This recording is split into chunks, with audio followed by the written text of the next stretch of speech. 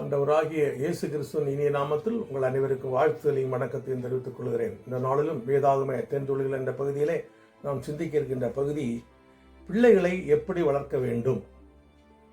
முதலாவது, பிள்ளைகள் கர்த்தருக்கென்று ஒப்பு கொடுத்து வளர்க்க வேண்டும். லூக்கா 2:23. இரண்டாவது, எப்படி வளர்க்க வேண்டும் என்று கர்த்தரிடத்தில் ஆலோசனை கேட்க வேண்டும். நியாயாதிபதிகள் 13:12. மூன்றாவது, கர்த்தருடைய வார்த்தைகளை கருத்தாய் போதித்து வளர்க்க வேண்டும். உபாகமம் 6:7. நாலாவது, தேவ கிருபையிலும் மனுஷ தயவிலும் ஞானத்திலும் விருத்தியாகும்படி வளர்க்க வேண்டும்.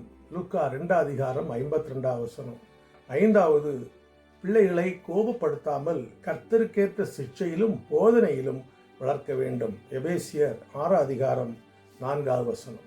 இந்த வசனங்களை நாம் சிந்தித்து பார்த்து நம் பிள்ளைகளை எப்படி வளர்த்துகிறோம் என்று ஆராய்ந்து பார்த்து செயல்படுவோம். கர்த்தர் தாமே உங்களை ஆசீர்வதிப்பாராக. ஆமேன்.